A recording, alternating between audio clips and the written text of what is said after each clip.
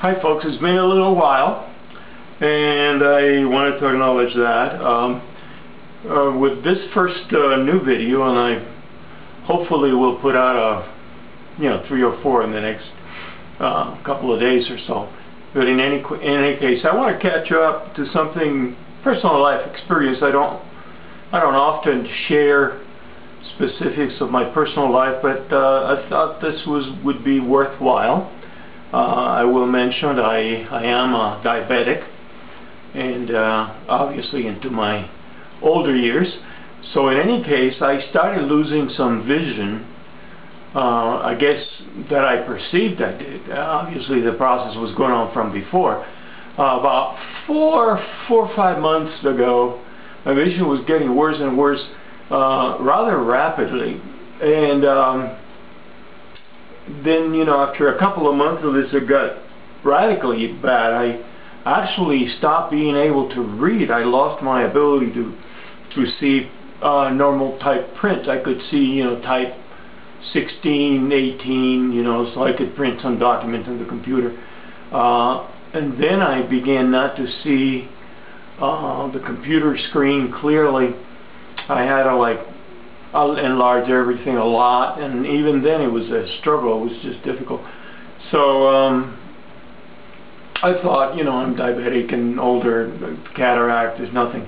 So then, of course, I went to my doctor, and then she mentioned 6 possible things, some of them degenerative, leading to blindness. Well, that did catch my attention, I would say. And I think one of the things that brought out, and this is what I wanted to share, is how attached I am to my eyesight. Now let me give you the ending of the story before I continue, so your mind is free to listen to the point that I want to make. It turned out I went to the eye doctor. It turned out it was just cataracts. There was no other malignant progressive process like there can be, especially with diabetics, retinopathy and some other things. So in any case, about 2 months ago I had the cataract surgery. The doctor said I was either legally blind or near legally blind, and I am amazed I let it go that much. I was doing things to compensate, downloading a number of audiobooks and things I could listen to, but one of the things is I was losing my ability. I wanted to read from a couple of books for some of my videos, and I couldn't read normal material anymore. Only some of the stuff in computer files, the Flight of the Garuda, I was able to print in larger print.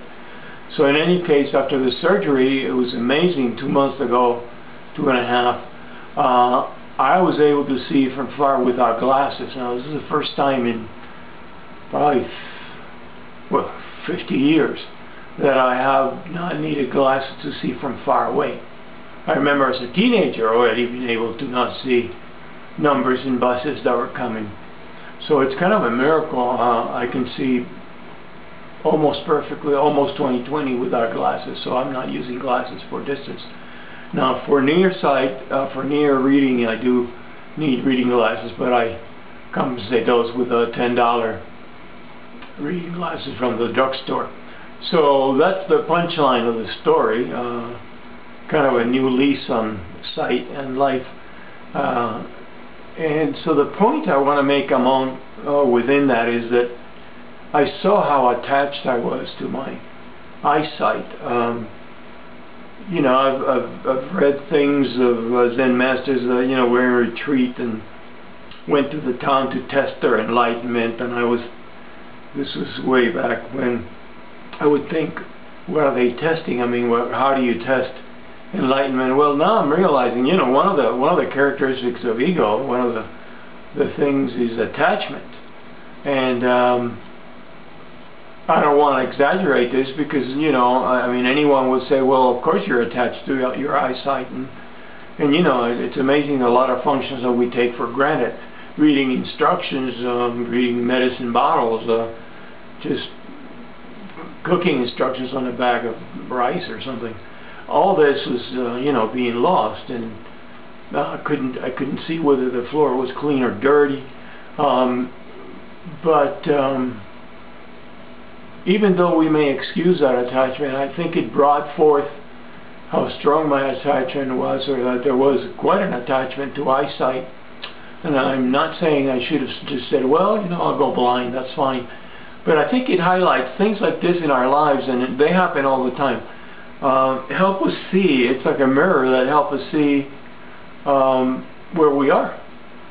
And you know, in a lot of aspects, I feel like I'm pretty relaxed. But this, and again, you know, when we a loved one dies, or our house catches on fire, or you know, a car crash that totals your car, or something like that, I think points out to us a big loss. And this, just to acknowledge, it was interesting to see that process, and now of course I'm real aware of that, and just seeing it is all there is to it. I mean, that's the whole process of insight meditation, and being in the present moment and being aware. Really, is just seeing the risings, the phenomena.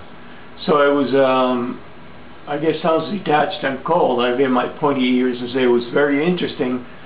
My you know, Mr. Spock pointy ears, but it was very helpful, very interesting to see that degree of attachment. So anyway, just amusing that I wanted to leave you with something to think about in my own life. Let's say in my own life, I'm referring to you yourself, asking yourself, all right, you know, what events are happening and which ones represent loss, and how am I responding to that loss? Not that it's a sin, not that there's anything really humanly wrong with that. It's a movement of the heart, a movement of the mind, and it's just to see it honestly. If we can see it honestly, if we can acknowledge it, that's all there is to that process. We're not saying anything else, but it is helpful. Life brings helpful events to teach us. You know, aside from that, I'll say it was, you know, it was difficult to read material, to prepare for some of the videos, and there were some things I wanted to do, so I couldn't do. So part of that kind of slowed down the process. But now I'm back and fully recovered. I can see very well. I'm very happy about that. And in fact, not only can I can see better than before the surgery.